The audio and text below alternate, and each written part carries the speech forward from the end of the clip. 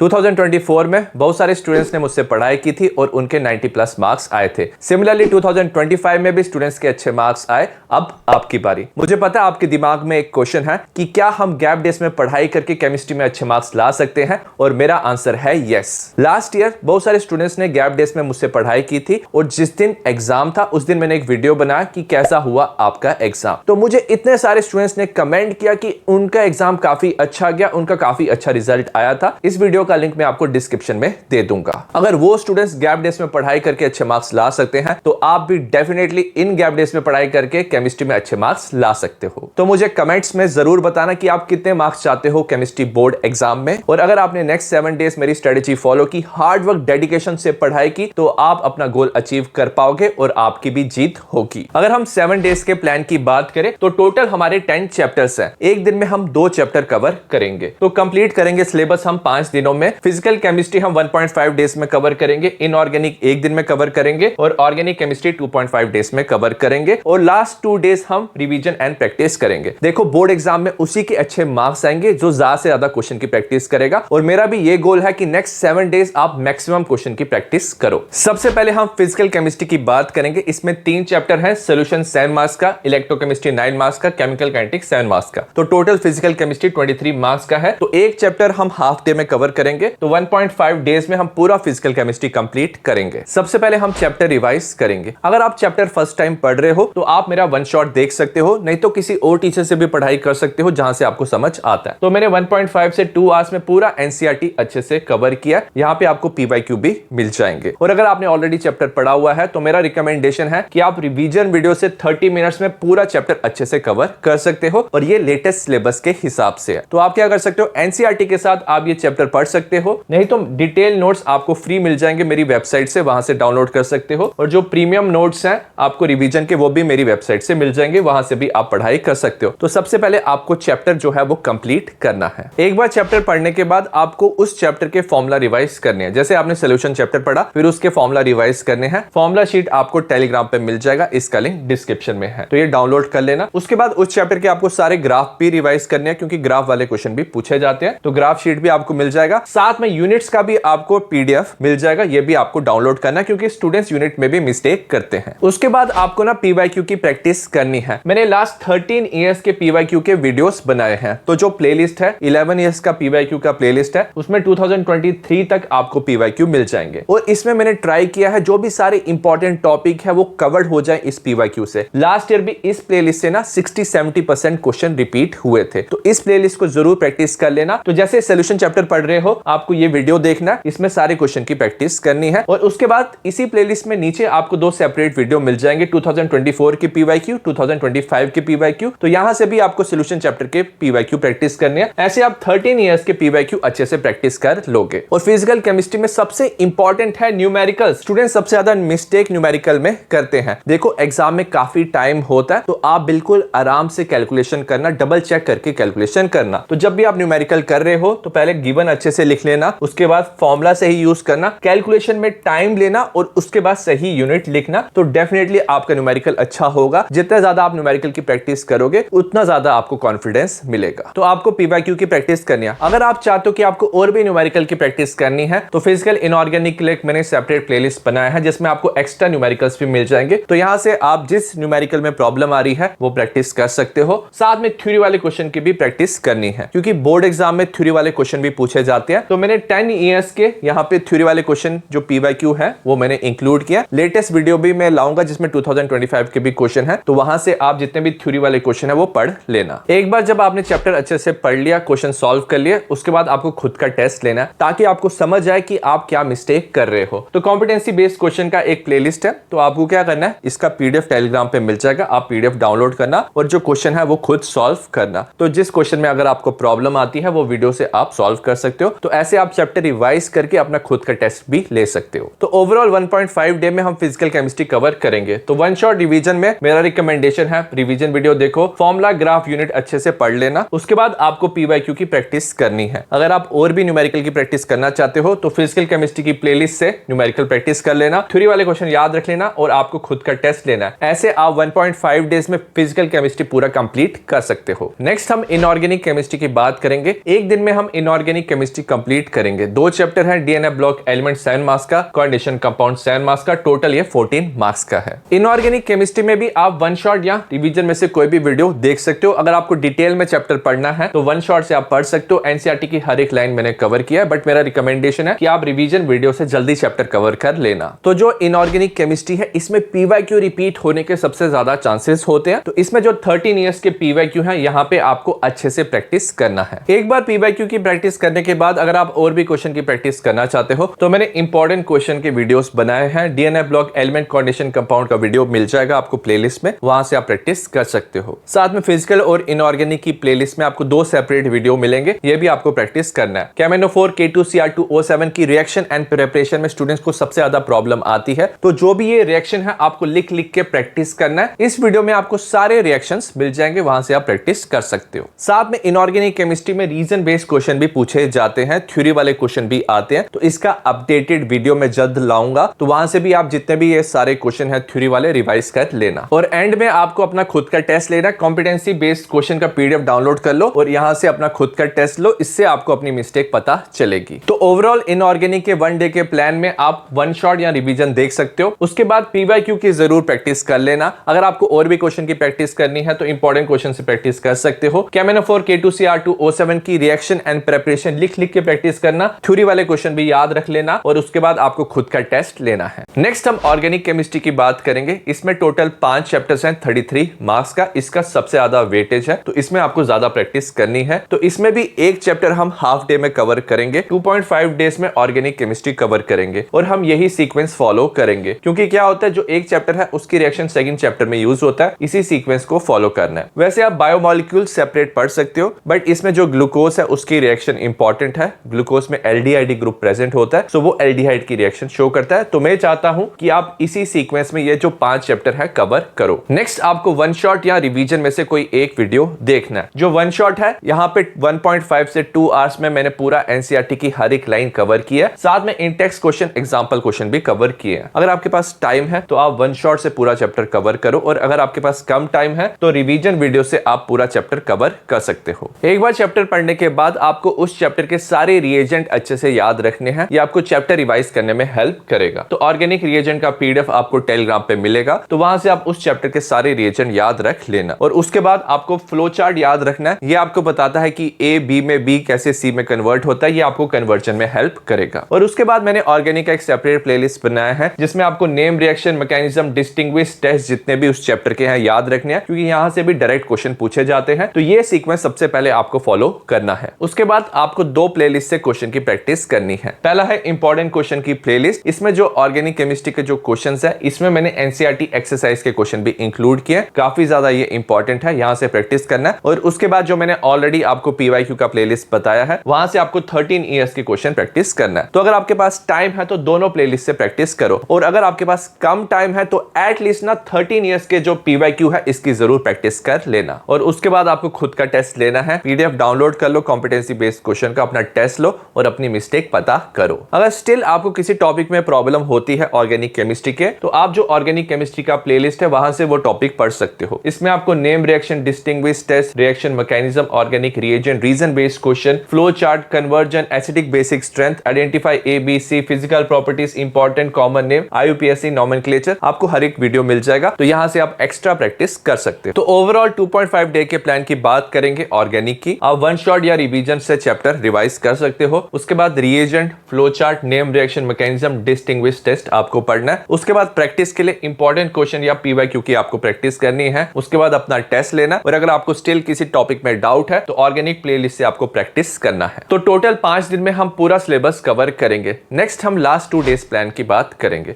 देखो, अगर आपका अभी भी कोई चैप्टर बचा हुआ है, किसी टॉपिक में आपको प्रॉब्लम हो रही है, तो वो आप रिवाइज कर सकते हो, उसकी क्वेश्चन की प्रैक्टिस कर सकते हो। और एक बार जैसे आपका पूरा सिलेबस कंप्लीट हो गया, उसके बाद मैंने प्रैक्टिस प्लेलिस्ट बनाया है। इसमें आपको सबसे पहले प्रैक्टिस करना है MCQ।